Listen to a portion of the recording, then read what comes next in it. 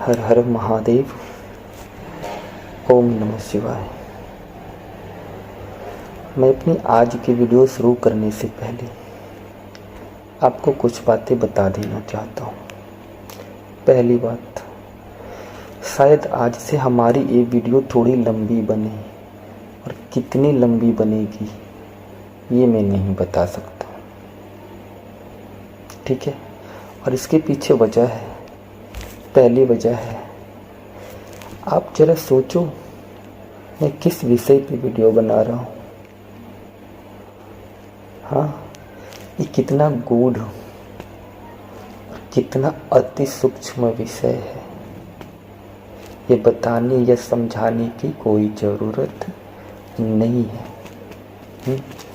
दूसरी बात है, मैं तो जल्दी जल्दी बना करके आपको वीडियो बना दूँ, हाँ, या 5-5 मिनट 10-10 मिनट की कई वीडियो बना करके अनेकों चरण में विभाजित कर दूँ। इससे क्या होगा, शायद आप समझ नहीं पाओगे।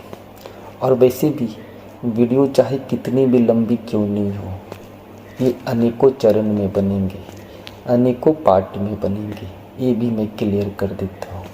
क्योंकि अगर मैं एक ही वीडियो में इसको पूरा करना भी चाहूँ तो कर दूँ, लेकिन ये कितने घंटे की वीडियो बनेगी इस विषय पे कुछ कहा नहीं जा सकता है।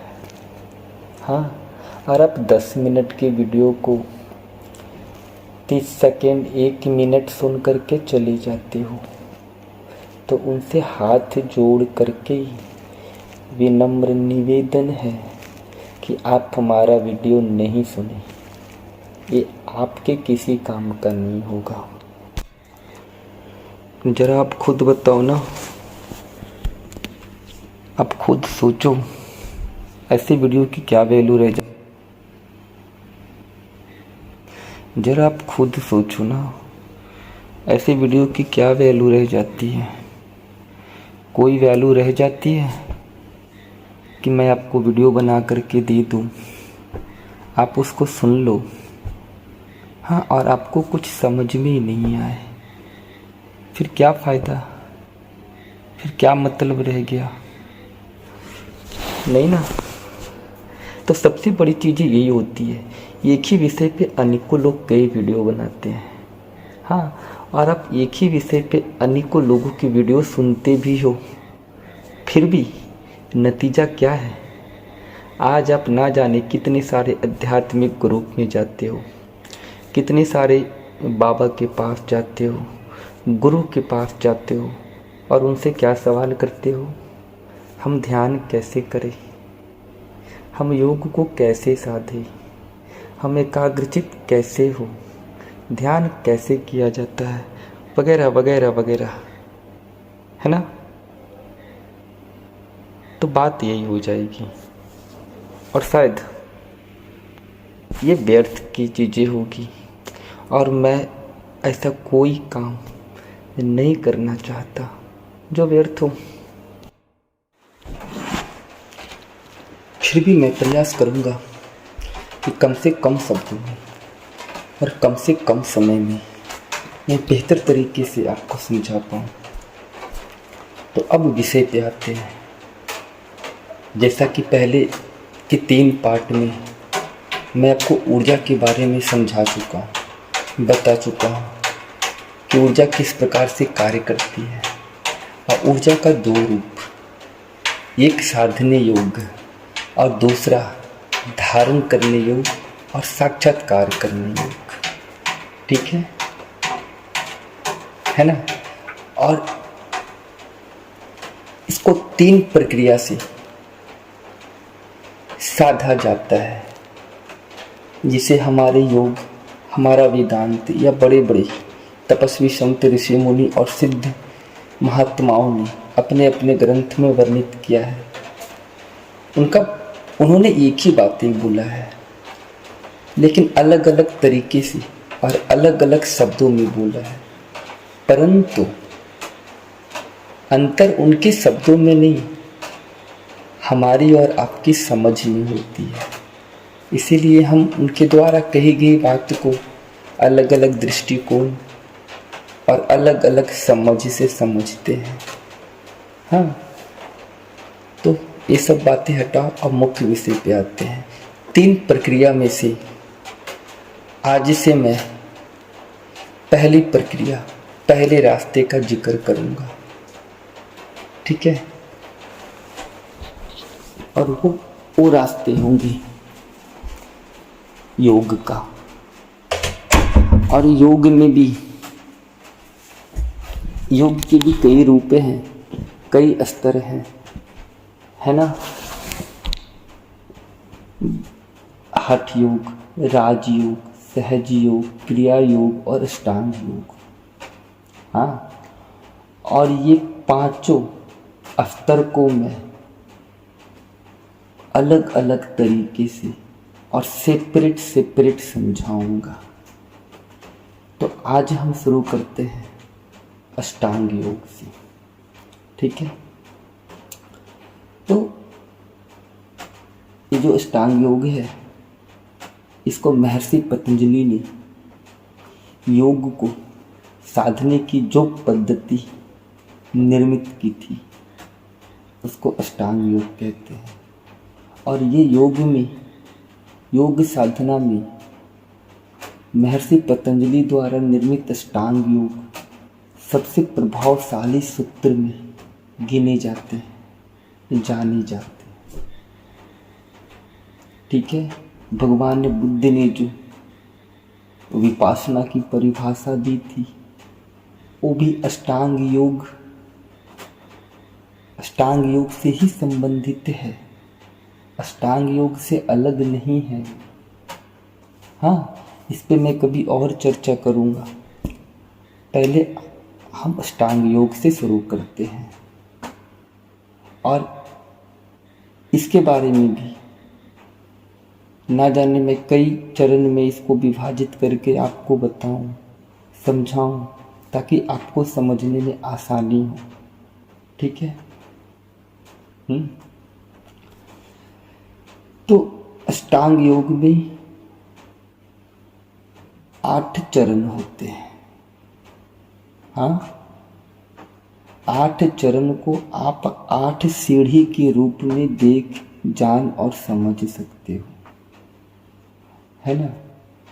और इसके बारे में आपने हर जगह सुना होगा, ठीक है। ऐसा कोई व्यक्ति नहीं है जो साधना के क्षेत्र में है, योग अथवा ध्यान से संबंधित जानकारी लेता है, ये ऐसा कोई गुरु नहीं है। आज के डेट में बड़े बड़े बाबाओं में से ऐसी कोई बाबा नहीं है जो अष्टांग के विषय पे चर्चा नहीं करते हैं। अष्टांग योग की एक प्रमुख कड़ी है ना। तो इस अष्टांग को ऐसे जानो, ऐसे समझो। इसके 8 स्तर होते हैं। पहला है यम, दूसरा है नियम, हाँ, तीसरा है प्रत्याहार, चौथा है आसन, 5वां है प्राणायाम, 6ठा है धारणा, 7वां है ध्यान और 8वां है समाधि, ठीक है। और इसको भी 2 पार्ट में डिवाइड कर दिया गया है। हमारा अष्टांग 2 पार्ट में डिवाइड किया हुआ है। अगर आपको नहीं पता है तो जान लो। इसके प्रथम 6 स्तर को, जैसे यम, नियम, प्रत्याहार, आसन, प्राणायाम और धारणा, नहीं, माफ कीजिएगा, इसको 2 पार्ट में बांटा गया है।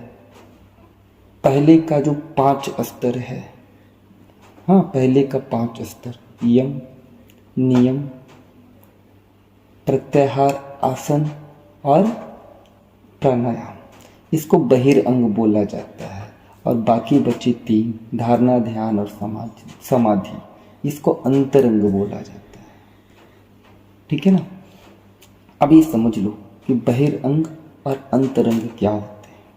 हाँ, बहिरंग का अर्थ होता है जो चित्त को, व्यक्ति को बहिर्मुखी करके रखता है, अर्थात बाहर ही फंसा करके रखता है ना। संसार में, विषय में, विचार में, आकर्षण में, भ्रम में, हाँ, गुण में, अवगुण में, पाप में, पुण्य में। तो जब चित्त इन सभी चीजों में उलझा और फंसा रहता है, तब तक वो अंतर्मुखी नहीं हो सकता। और ये जो 5 स्तर होते हैं अष्टांग योग में, इनका काम क्या है? चित्त में स्थित हर आवरण और हर विषय को, हर गुण और अवगुण को साधने का। और ये सभी ऊर्जा के रूप में ही हमारे चित्त में आवरण और विषय के रूप में जमा हो जाते हैं। ठीक है ना? तो ये जो बहिरंग है, ये जो अष्टांग का प्रथम 5 स्तर है, 5 चरण है, इनका काम क्या है? चित्त में स्थित हर उस आवरण और विषय को नियंत्रित करना, साधना जो इसको बहिर्मुखी करके रखा है, जो इसे अंतर्मुखी होने नहीं दे रहा है। हाँ, समझ गए? तो बहिरंग को बहिर्मुखी बोला जाता है। और रही बात अंतरंग की, तो अंतरंग का अर्थ होता है अंतर्मुखी। और जहाँ बात अंतर्मुखी की आती है, वहीं इसकी परिभाषा भौतिक से सूक्ष्म हो जाती है, क्योंकि ये कर्ता से दृष्टा में रूपांतरित हो जाता